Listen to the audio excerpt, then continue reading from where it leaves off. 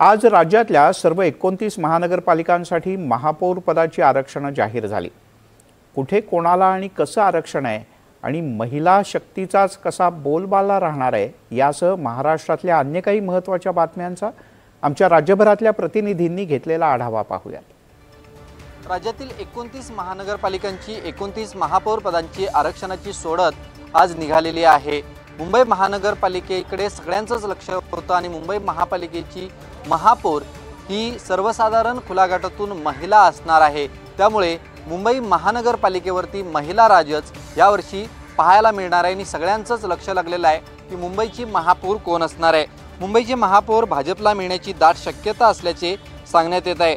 महापौर पदासाठी शर्यतीत भाजपच्या 6 नावांमध्ये चुरस निर्माण झाले। यामध्ये तेजस्वी घोसाळकर, अलका केरकर, अनुराधा घोडके, रितू तावडे, राजश्री शिरवडकर, राखी जाधव यांची नावं महापौर पदाच्या स्पर्धेत घेतली जात आहेत।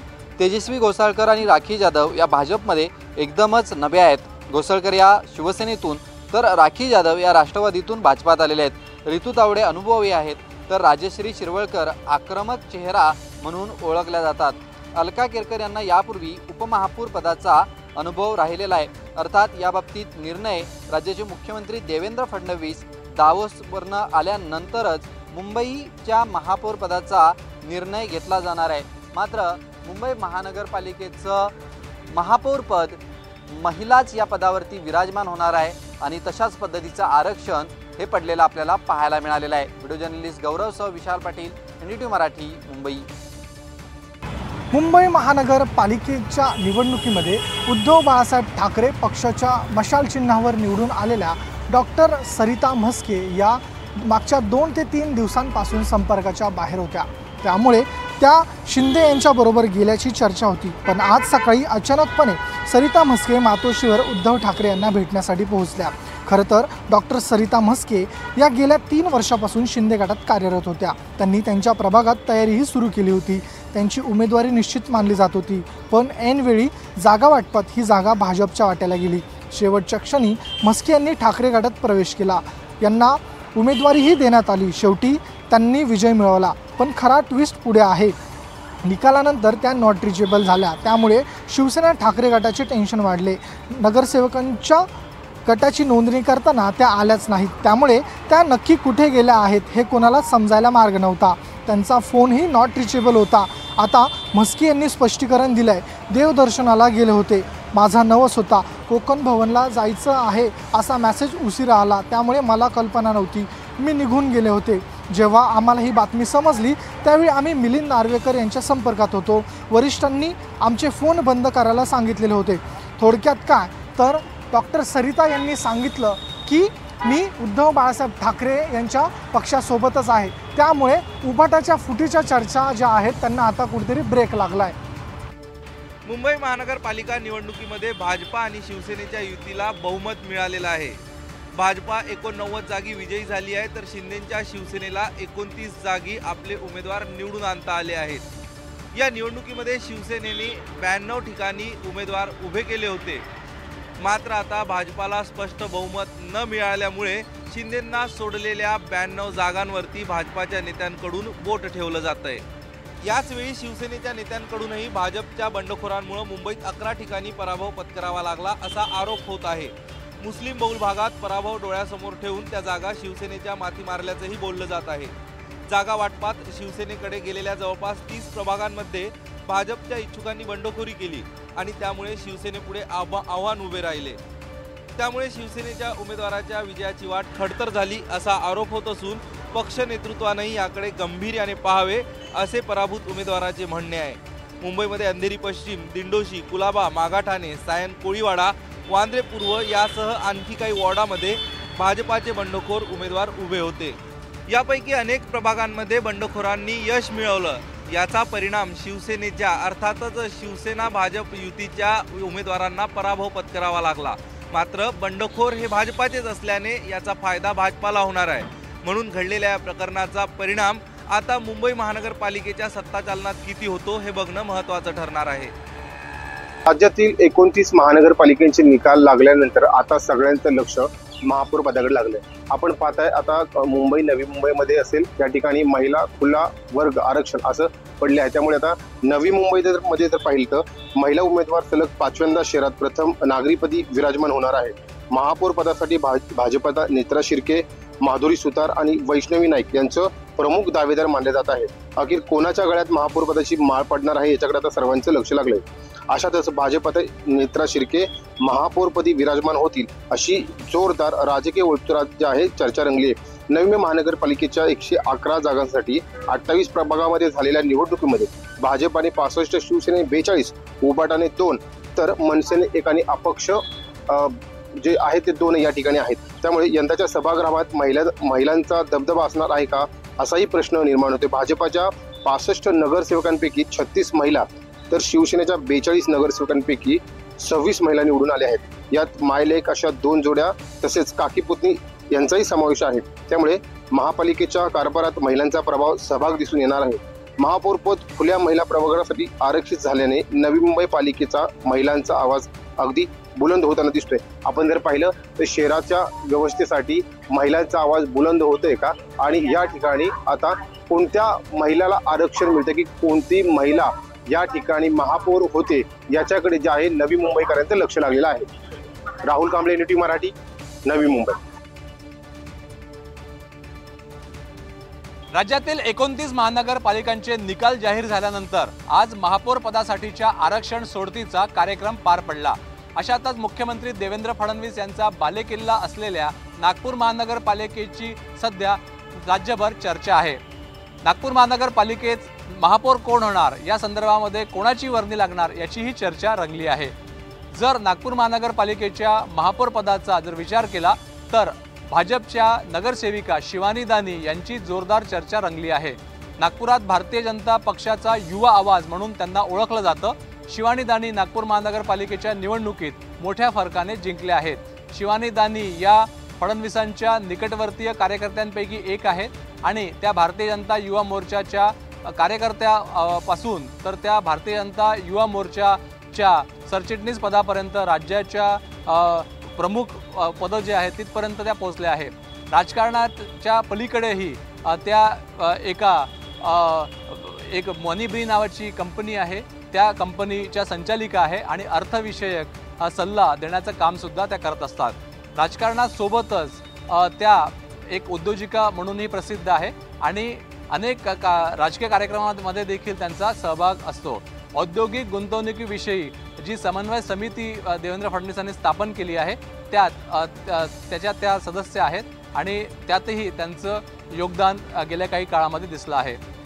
एकंदरीतच त्यांचं जे कुटुंब आहे ते राष्ट्रीय स्वयंसेवक संघासोबत जोडलेलं आहे. त्यांचे वडील स्वतः राष्ट्रीय स्वयंसेवक संघाचे सुद्धा स्वयंसेवक राहिलेले आहेत. शिवानी स्वतः राष्ट्रसेविका समितीच्या लहानपणापासून सदस्य राहिलेले आहेत आणि संघाच्या कार्यक्रमात सुद्धा त्यांची नेहमी उपस्थिती दिसलेली आहे.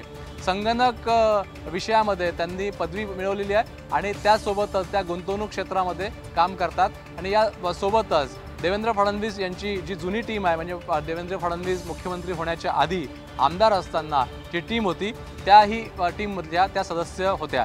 त्यामुळे त्यांच्या नावावरती सध्या महिला ओपन असं आरक्षण आल्यामुळे त्यांच्या नावाची सध्या चर्चा सुरू आहे. व्हिडिओ जर्नलिस्ट विनय शुक्लासह प्रवीण मुधोळकर, NDTV मराठी, नागपूर.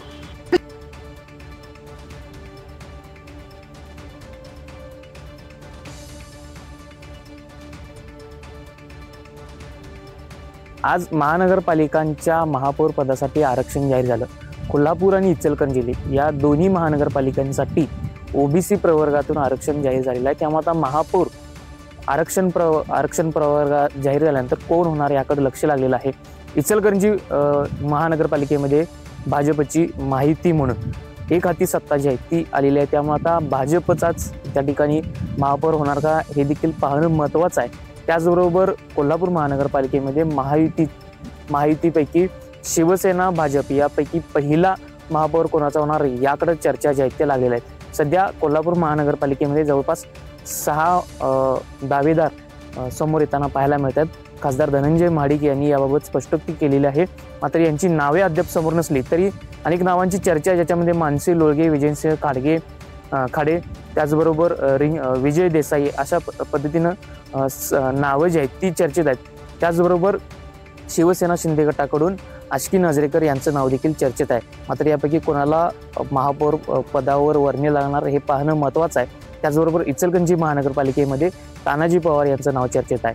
एकूणच संपूर्ण या महानगरपालिकेच्या आरक्षण सोडतीनंतर महापौर कोण होणार याकडे सगळ्यांचं लक्ष लागून राहिलं असलं तरी कोल्हापूर महानगरपालिकेमध्ये आरक्षण जाहीर झाल्यानंतर महापौर पदाचं ज्या पद्धतीनं 5 वर्षाचा फिरता चषक असतो तो गेल्या टर्मप्रमाणे तो देखील यंदाही तशाच पद्धतीनं लागू राहणार का हे देखील पाहणं महत्त्वाचं आहे. संपूर्ण जिल्ह्याचं दोन्ही महानगरपालिकांच्या महापौर पदाबाबत लक्ष लागून राहिलं असल्याचं पाहायला मिळत आहे. विशाल पुजारी, NDTV मराठी, कोल्हापूर. स्थानिक स्वराज्य संस्था निवडणुकीच्या रंगधुमाळी संपलेली आहे आणि अशातच आपण तर पाहतो अनेक महानगरपालिकेमध्ये शिवसेना आणि भाजपने आपला वर्चस्व जो आहे तो कायम करताना आपल्याला दिसून येत आहे. ठाण्यामध्ये विशेषतः महापौर पदासाठी पुन्हा एकदा राजकीय खेळी होताना आपल्याला दिसून येत आहे. विशेषतः जितेंद्र आव्हाड यांना पुन्हा एकदा शिवसेना शिंदे गटाच्या माध्यमातून मोठा धक्का बसताना आपल्याला दिसून येत आहे. ज्या कळवा विभागातून जितेंद्र आव्हाड यांना पुरस्कृत आपला समर्थन प्रमिला खेळी यांना दिला होता आणि त्यांनीच कुठेतरी आपला समर्थन जो आहे तो कोकण भवनामध्ये शिवसेना शिंदे गटाला देताना आपल्याला दिसून आलेला आहे. या जितेंद्र आव्हाड यांनी प्रमिला घेण्यासाठी आपल्या पक्षातील उमेदवारी दीपा गावंड यांचा फॉर्म जो आहे तो माघार घेण्यासाठी त्यांना विनंती केली होती. परंतु आज आपण जर पाहिलं तर निवडणूक जिंकल्यानंतर कुठेतरी प्रमिला केणी यांनी जितेंद्र आव्हाड यांना नामराम करत जे आहे ते शिवसेना शिंदे गटामध्ये आपलं समर्थन दिलेलं आहे आणि कुठेतरी 75हून 1 जागा जी आहे ती शिवसेना शिंदे गटाची अजून वाढलेली आहे आणि कुठेतरी महापौर पदासाठी शिवसेना शिंदे गटाचा जो ताकद आहे तो ठाणे महापालिकेनं वाढताना आपल्याला दिसून येत आहे. कुठेतरी अरविंद मोरे, रिजवान शेख, NDTV मराठी, ठाणे. राज्याचे मुख्यमंत्री देवेंद्र फडणवीस आपल्याच पक्षातील कार्यकर्त्यांना आवरू शकत नाही असा सूचक वक्तव्य आहे ते मुंबई उच्च न्यायालयाने महाराष्ट्र राज्याचे मुख्यमंत्री देवेंद्र फडणवीस यांच्यावरती केलेलं आहे. नेमकं प्रकरण काय तर महाड नगर परिषदेच्या निवडणुकीदरम्यान आपण जर पाहिलं तर मंत्री भरत गोगावले यांच्या मुलाच्या माध्यमातून जो काही हिंसाचारचं प्रकरण झाला होता त्यावरती मुंबई उच्च न्यायालयामध्ये याचिका दायर करण्यात आली होती आणि याच याचिकेच्या सुनावणी दरम्यान मुंबई उच्च न्यायालयाने थेट महाराष्ट्र राज्याचे मुख्यमंत्री देवेंद्र फडणवीस यांना घेरलेलं आहे आणि उद्या सकाळपर्यंत मंत्री भरत गोगावले यांच्या मुला, त्याचबरोबर विकास आणि पुतण्या महेश, त्याचबरोबर माजी आमदार माणिकराव जगताप त्यांचा मुलगा श्रेयान जगताप यांना उद्या सकाळपर्यंत जे आहे ते पोलिसांसमोर आत्मसमर्पण करण्याचा आदेश जो आहे तो मुंबई उच्च न्यायालयाने दिलेला आहे. तर मंत्री भरत गोगावले हे आपल्या मुलाच्या संपर्कात आलेले आहे अशी ग्वाही जी आहे ते मंत्री भरत गोगावले यांच्या वकिलांच्या माध्यमातून देण्यात आली आहे. त्यामुळे उद्या सकाळपर्यंत जर मंत्री भरत गोगावले यांचा मुलगा जे पोलिसांसमोर आत्मसमर्पण झाला नाही तर मुंबई उच्च न्यायालय कशा पद्धतीने पुढील कारवाईचा आदेश देणार हेच पाहणं महत्त्वाचं ठरणार आहे. पुढे अरविंद मोरे, रिजवान शेख, NDTV मराठी, मुंबई. सलग 3 दिवस सोन्या आणि चांदीच्या दरांनी नवनवे उच्चांक गाठले होते. मात्र गुरुवारी या दरवाढीला अचानक ब्रेक लागला आहे. मल्टी कमोडिटी एक्सचेंजवर सोन्याच्या दरात सुमारे 4,000 रुपयांची तर चांदीच्या दरात तब्बल 20,000 रुपयांची घसरण झाली आहे. यामुळे 3,25,000 रुपयांपर्यंत पोहोचलेले चांदीचे दर घसरून 3,06,000 रुपयांवर आले आहे. तर 1.5 लाखांचा टप्पा पार केलेले सोन्याचे दर आता 1,48,000 रुपयांवर आले आहे. या घसरणीमागे अमेरिकेचे राष्ट्राध्यक्ष डोनाल्ड ट्रम्प यांच्या ग्रीनलँड आणि युरोपबाबतच्या बदलत्या भूमिकेमुळे बाजारात आलेले करेक्शन हे कारणीभूत ठरत असल्याचं मत तज्ज्ञांनी व्यक्त केलं आहे. दर घसरल्याने भारतीय सराफा बाजारामध्ये मात्र ग्राहकांना काहीसा दिलासा मिळाला असला तरी उच्चांकी पातळीवरून झालेल्या या घसरणीमुळे गुंतवणूकदारांची चिंता मात्र वाढली आहे. आता पुढील काळात सोन्या चांदीचे दर स्थिर राहणार की पुन्हा उसळी घेणार याकडे सर्वांचं लक्ष लागलं आहे. मंगेश जोशी, NDTV मराठी, जळगाव. मुंबईसह राज्यातील महानगरपालिकेची रणधुमाळी संपल्यानंतर महाराष्ट्रात आता ग्रामीण भागात जिल्हा परिषद आणि पंचायत समितीच्या निवडणुकीची रणधुमाळी आणि वारं सुरू झालेले आहे. सांगली जिल्ह्यामध्ये एक धक्कादायक प्रकार घडला आहे. सांगली जिल्ह्यातील येलूर या गावात स्वर्गवासी राजाराम बापू पाटील हे आमदार जयंत पाटील यांचे वडील आहेत. यांच्या स्वर्गवासी राजाराम बापू पाटील यांच्या प्रतिमेवर, फोटोवर जादूटोणा प्रकार केल्याचा समोर आलेला आहे. त्यामुळे वाळवा तालुक्यात धक्कादायक प्रकार समोर आला आहे आणि खळबळ माजली आहे. त्यांच्या प्रतिमेला काळे फासून, त्यांच्या फोटोला काळे फासून पिना, लिंबू, केळी अशा प्रकारचा जादूटोणा केल्याचे समोर आलं आहे. या प्रकाराने जिल्हा परिषद आणि पंचायत समितीचे पुन्हा नव्या वादाला तोंड फुटणार की काय अशी चर्चा पूर्ण तालुक्यात आहे। काही दिवसापूर्वी आमदार गोपीचंद पडळकर यांनी स्वर्गस्थ राजाराम बापू पाटील यांच्याबद्दल वादग्रस्त वक्तव्य केलं होतं आणि या प्रकारामुळं पुन्हा नव्या वादाला तोंड फुटेल की काय अशी चर्चा सध्या सुरू आहे। कॅमेरामन सुजित दोडकेसह शरद सातपुते, NDTV मराठी, सांगली।